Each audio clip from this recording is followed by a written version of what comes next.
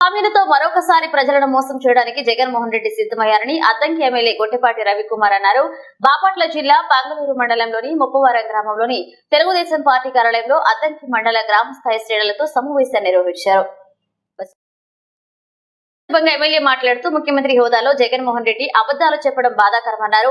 మద్య నిషేధం అమలు చేయకపోగా నాసిరకం మద్యం వల్ల 35 లక్షల మంది అనారోగ్యం పాలు చేశారన్నారు.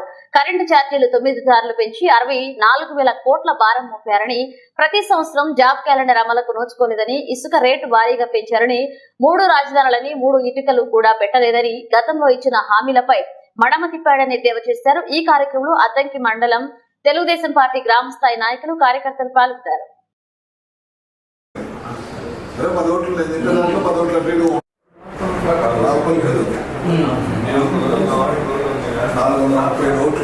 దాదాపు